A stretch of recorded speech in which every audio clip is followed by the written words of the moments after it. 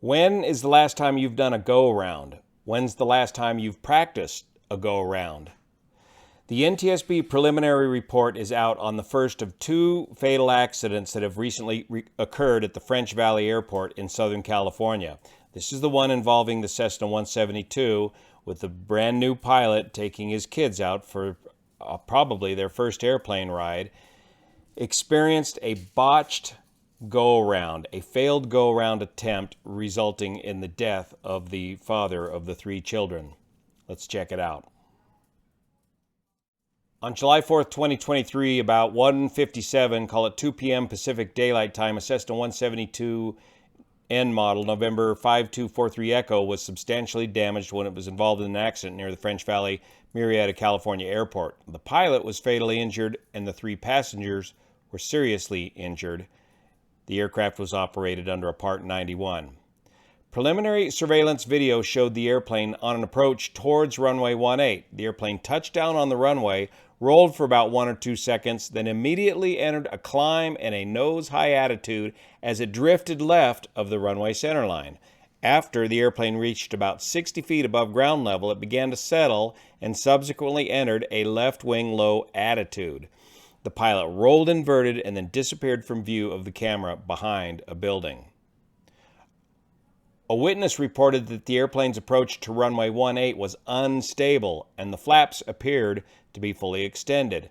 After the airplane made contact with the runway at about 1,000 feet from the approach end of runway 18, the witness heard the engine power advance and observed the airplane take off again. The airplane then veered off to the side of the runway at about a 35-degree angle relative to the runway heading. According to the witness, the airplane was still configured with full flaps as it slowly climbed towards a group of buildings in a high angle of attack. As the airplane neared the group of buildings, its wings rocked back and forth and the flaps started to retract. The airplane rolled to the left and disappeared behind a building, which was immediately followed by a loud sound.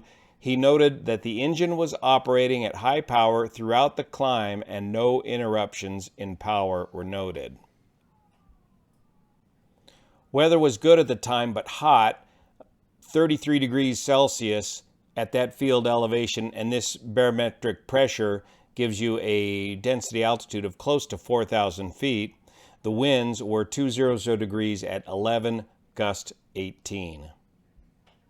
Looking at the NTSB data from NTSB Exchange and then transferring the data here to Google Earth, the pilot had been doing a lot of flying that morning and a lot of maneuvers and a lot of touch and goes. This only shows the last few minutes of the flight where he entered the left downwind for the landing on runway 18 and then the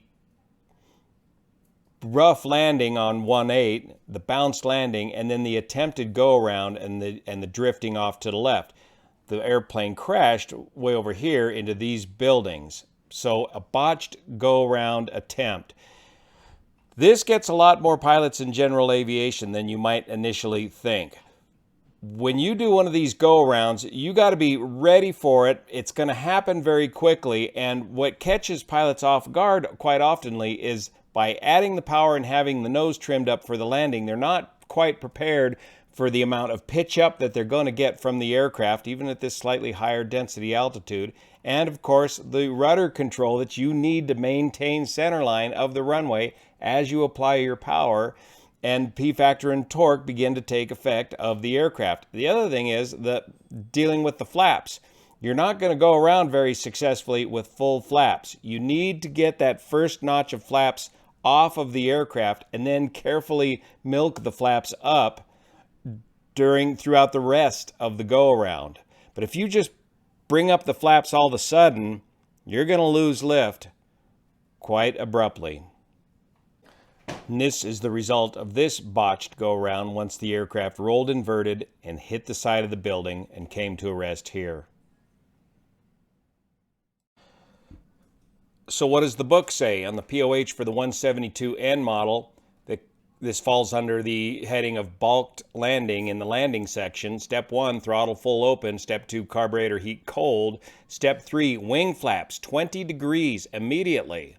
Step 4, climb speed 55 knots indicated airspeed. Step 5, wing flaps 10 degrees until obstacles are cleared. and then retract after reaching a safe altitude and 60 knots indicated airspeed. The go-around maneuver is something we need to continually practice, and in the airlines, of course, we're required to practice it every year going back into the simulator, and we have a memorized litany that we go through that helps us procedurally do the go-around correctly. There are many reasons why you may need to do a go-around, including a bounced landing, which was the case in this particular accident. But another one that I want to emphasize, especially for general aviation aircraft and pilots, is the long landing. If you cannot get your landing down in the first 1/3 of the runway, you should go around. Here at our local airport at Nevada County Airport, which is 4,600 feet long, that first third of the runway is right about a beam here, the air tanker base. So if pilots would review the airport before they go in there, brief the landing and brief the missed approach or the go-around procedure for your landing, especially when coming into a new airport, and determine a point at which you are going to go around, would help cut down on the number of long landings and runway excursions, which we see so commonly at our airport up here in the mountains. We've got these trees here off of the end of the runway and rising terrain, and especially folks that aren't not used to this airport will tend to come in high over these trees, which will put them high and hot on final, and they'll end up floating a good way down the runway. And instead of going around, they'll just keep forcing it onto the runway and oftentimes end up doing a runway excursion off the end of our 4,600 plus foot long runway. It has been confirmed that the pilot on this particular accident flight had recently received his private pilot's license. There was some question as to whether he was a student pilot or not, but he was clearly not ready or trained up properly for a go-around following a bounced landing, and it caught him by surprise, and it ended in disaster. Thanks so much for your support of this channel, especially the folks over on Patreon that make this content possible. See you here.